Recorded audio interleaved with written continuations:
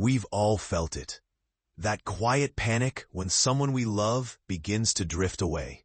Suddenly, we text more, cling harder, speak softer. Not out of anger, but fear. Fear that love, once free, is slipping through our fingers. But here lies the paradox. The more we try to hold on, the faster it disappears. What begins as affection turns into anxiety. What once was freedom becomes surveillance. Love, in its purest form, asks for nothing. Control, disguised as care, asks for everything.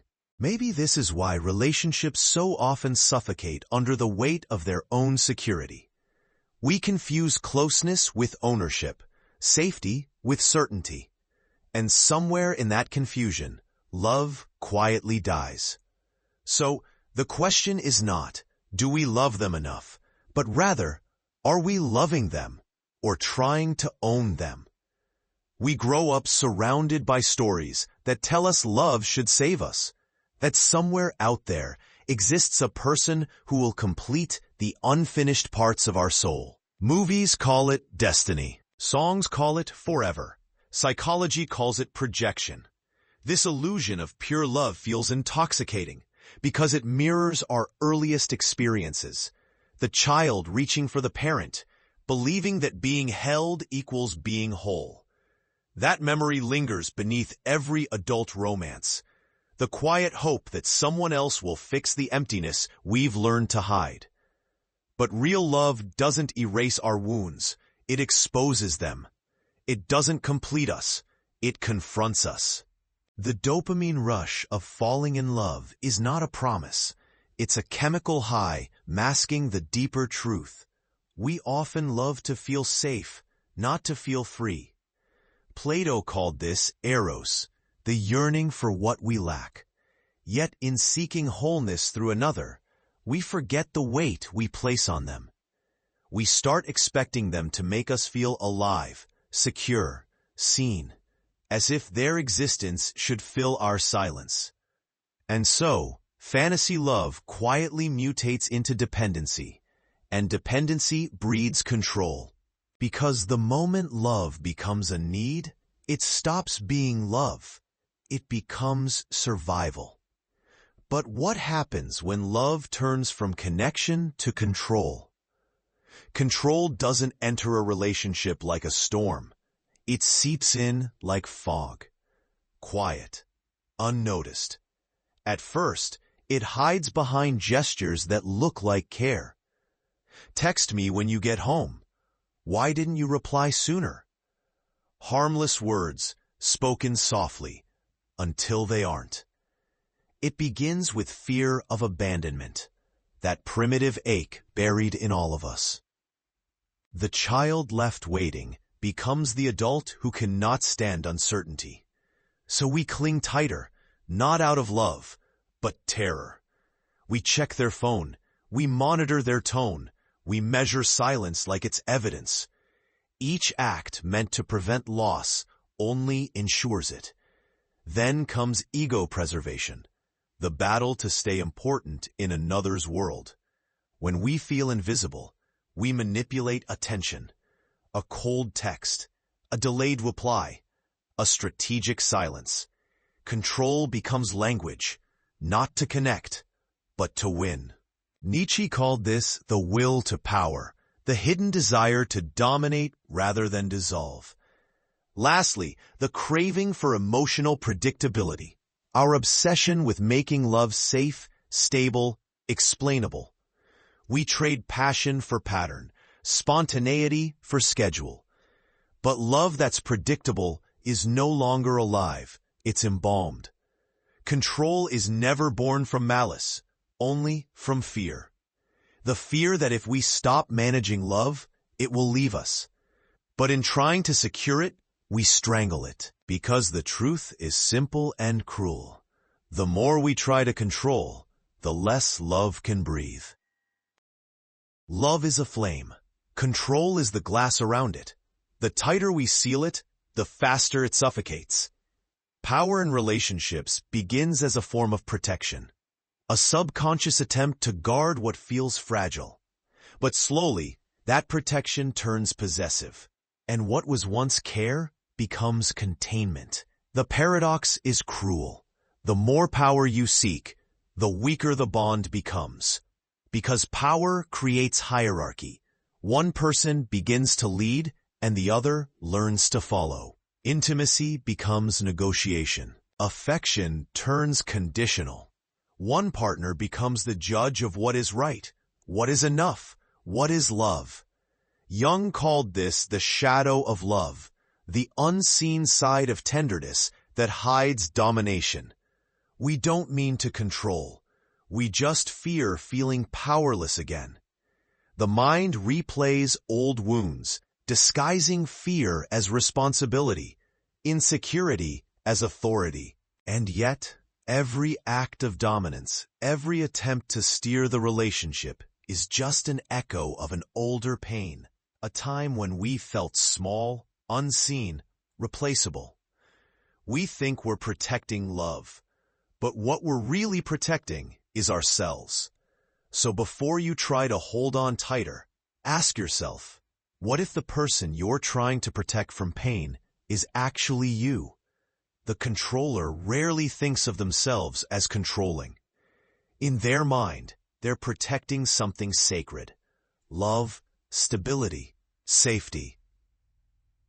To them, control isn't cruelty. It's care with sharper edges. It's the illusion that if they can just manage every variable, they can keep chaos and heartbreak away. Psychologically, control is built from defense, not dominance. The mind constructs walls and calls them boundaries, rules and calls them respect. Rationalization whispers, "I just care." Projection adds, "They'd do the same if they loved me." And denial completes the loop. It's not control, it's protection. Freud called this the ego's defense cycle, the endless dance of justification that shields the self from its own fear. Schopenhauer once wrote that love is the will to life disguised as romance, a desperate attempt of the self to preserve itself through another. For the controller, this rings true. Each act of possession is a plea for survival. Every "where are you" text, every overthought silence, every argument disguised as concern isn't about dominance. It's about identity. Imagine a partner who sends message after message, not out of jealousy, but panic, because when the other person doesn't respond, they stop knowing who they are. In their mind, silence feels like erasure. The tragedy is that control never satisfies. The more they tighten their grip, the more love slips through their fingers. And in the echo that follows, they realize control doesn't quiet the fear. It only amplifies the silence. For the one being controlled, love becomes a maze with invisible walls. They can move, but only within limits defined by someone else's fear. And yet they stay, not because they're weak, but because the control often comes wrapped in tenderness. Apologies follow outbursts. Gifts follow silence. Manipulation arrives dressed as care. They don't wear chains. They wear promises. Promises that things will change, that it's only because I love you, that their sacrifice means safety. Slowly, love and guilt blur into one indistinguishable emotion. You start to mistake discomfort for devotion. Psychologically, this is learned helplessness, when the mind adapts to instability by normalizing it. You stop fighting the control because part of you begins to believe it's inevitable. And through that pattern, a trauma bond forms. The same person who hurts you becomes the one who soothes you. The cycle loops endlessly, feeding both dependence and doubt. Philosophically, it's a cruel paradox. When love has become captivity, freedom feels like exile. The open door terrifies you more than the locked one, because at least the cage is familiar. And so you stay, torn between affection and survival, loyalty and liberation. At this point, both are prisoners, one of fear, the other of guilt. Control always demands a sacrifice, and the first thing it takes is truth. When love becomes surveillance, honesty becomes performance.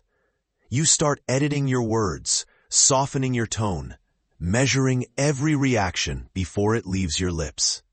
You don't speak to connect anymore. You speak to avoid conflict. In this quiet erosion, both partners lose themselves. The controller shapes their identity around dominance, while the controlled molds theirs around compliance. What remains between them is no longer intimacy, it's choreography.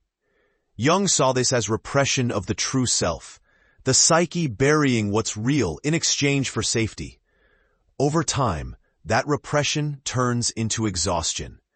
You forget not just what you want, but who you are when you're not being watched. Sartre called this living in bad faith, the refusal to face freedom because it feels heavier than deception. It's easier to live a lie than to risk losing love by being honest. But beneath that illusion lies a haunting truth. The love you're protecting no longer sees you. It only recognizes the version you perform.